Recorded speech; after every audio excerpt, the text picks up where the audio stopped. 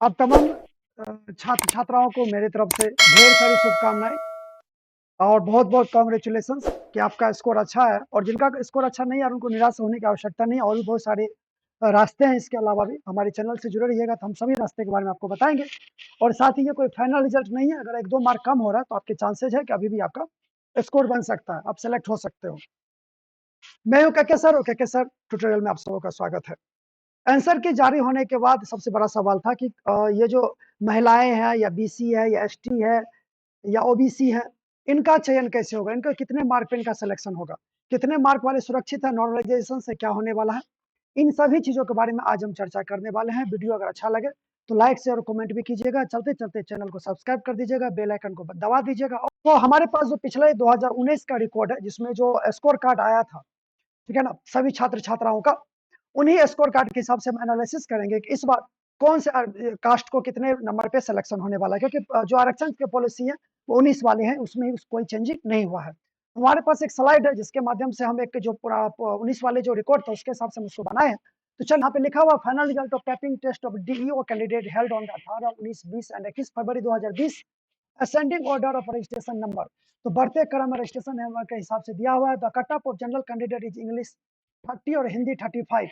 यहाँ पे कह रहा है इंग्लिश के लिए 30 चाहिए था, हिंदी के लिए 25 चाहिए था।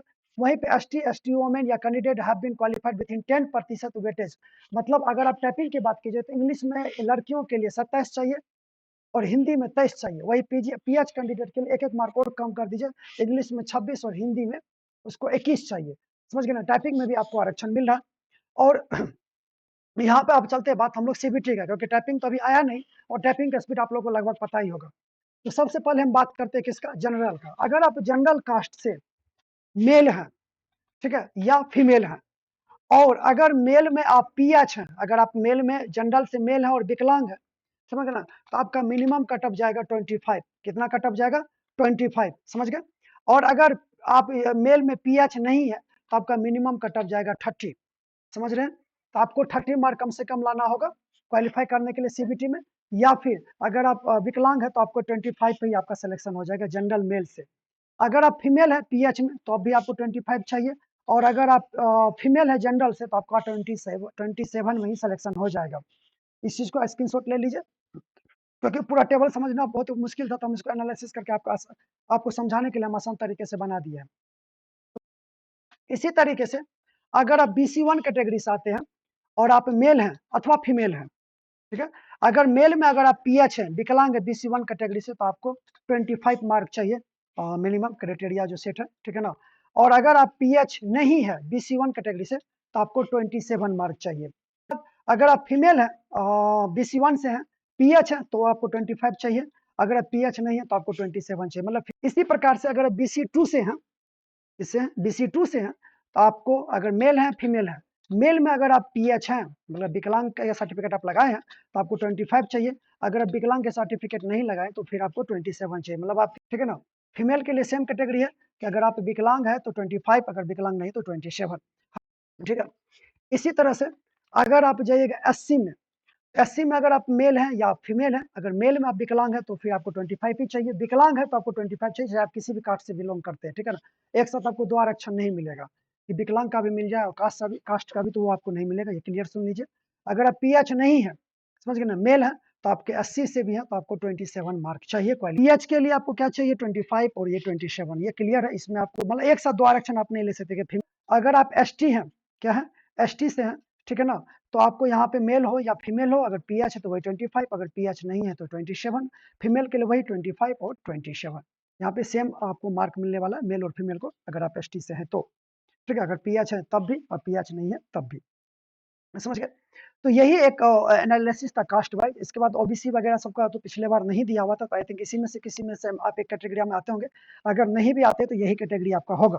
ये समझ लीजिए कि मिनिमम आप बहुत कम ला रहे हैं तो 25, और आप देख रहे हैं कि 25 से 27 वाले जो है वो यहाँ पे सेफ माना जा रहा है, ठीक है ना। किससे? अगर आप आरक्षण वाले कोटा से आ रहे हैं तब। अब हम बात करते हैं कि कौन से नंबर वाले अपने आप को सुरक्षित माने, सामान्यतः अगर जितना मिनिमम कट ऑफ है, ध्यान से समझिएगा, समझेंगे कि जो ये नॉर्मलाइजेशन है इसमें आपका बढ़ेगा कि घटेगा। तो देखिए हम अभी तक जितना क्वेश्चन देखे उसके हिसाब से हम आपको बता रहे हैं। अगर मान लीजिए आपके क्वेश्चन में एक्सेल का फॉर्मूला ज्यादा पूछा है, ज़्यादा एक्सेल का ट्रिकी क्वेश्चन सब पूछा है, एक्सेल का फार्मूला बेस्ड। और आईपी एड्रेस का क्वेश्चन अगर आपको पूछा है बीट वाइज वगैरह-वगैरह, IPv4 या IPv6 का अगर आपको क्वेश्चन ज़्यादा पूछा आपके क्वेश्चन में मैक्सिमम क्वेश्चन एक्सेल के ही हैं, या फिर IPv4 से हैं, या फिर ऑफिस 365 के क्वेश्चन आपको ज़्यादा पूछा है, इसका मतलब आपका क्वेश्चन हार्ड है। इस वाले क्वेश्चंस के जो भी ग्रुप के स्टूडेंट हैं, उनको मार्क मिलेगा पक्का, कुछ ना कुछ नॉर्मलाइजेशन का आपको फायदा मिलेगा।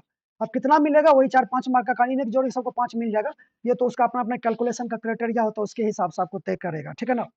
तो ये भी लगभग आपको समझ में आ गया कि ये काम कैसे होगा, कैसे ये मतलब कैसे आपको क्वेश्चन समझेंगे कि हार्ड है या नॉर्मल है। अब आपको ये भी क्वेश्चन था कि चैलेंज कैसे करेंगे? तो देखिए चैलेंज कैसे करना, लॉगिन कीजिएगा तो ऑब्जेक्शन वाला टैब खुलता है, उस पे जाके आप चैलेंज कर सकते हैं, लेकिन ध्यान रहे पर क्वेश्चन आपको 200 रुपया लगेगा और साथ में आपको रेफरेंस भी देना होगा। रेफरेंस माने कि वो क्वेश्चन आप कैसे कह रहे हैं कि बेल्ट्रॉन का आंसर गलत है, आपका आंसर सही है, तो आपको किसी बुक का या किसी वेबसाइट का स्क्रीनशॉट, समझ गए ना? तो आपको वहाँ पे जो ऑथराइज्ड वेबसाइट जैसे विकिपीडिया हो गया या एआई वगैरह, इनका आपको स्क्रीनशॉट एक रेफरेंस के तौर पे लगाना होगा कि देखिए हम यहाँ से इस एआई चैट जीपीटी से देखे हैं, या हम विकिपीडिया पे देखे या टेक्स्ट बुक्स पे जाके देखे, जहाँ से भी, या फलाने बुक में हम जाके देखे, या लुसेंट के बुक में जाके हम देखे हैं, जहाँ से भी आपके पास कोई बुक है, उस रेफरेंस को आप लगा सकते हैं कि देखिए इस रेफरेंस में ये चीज़ कहा गया है, ठीक है ना? तो आप वहाँ से उसका स्क्रीनशॉट लेके आप अपलोड कीजिएगा, तो आपका वो रिव्यू करेगा कि ये सही है या गलत है। तो फिर से बोल रहा हूँ कि अगर 5 मार्क ज़्यादा लगे तो आप आपको ज़्यादा सेफ मानिए, बाकी इससे कम है तो थोड़ा-सा डामाडोल स्थिति हो सकता है नॉर्मलाइजेशन के कारण, लेकिन नहीं होने के बहुत कम चांस है। फिर भी जो रियलिटी है वो हम आपको बताएँगे ही। बाकी टाइपिंग से संबंधित ऊपर में जानकारी दिया हुआ ही है कि आपको सीबीटी और टाइपिंग दोनों में आपको आरक्षण मिला। अच्छी बात है। अब आप कमेंट में बताइए कि ये चीज़ आपको समझ में आया कि नहीं आया? बाकी इसका अगर आपको नोट्स चाहिए, मतलब ये इसका पीडीएफ चाहिए, तो नीचे टेलीग्राम चैनल का लिंक होगा, वहाँ पे आप हमें मैसेज कीजिएगा, तो वहाँ से आपको ये चीज़ें देखने को मिल जाएगा। Thank you. अच्छा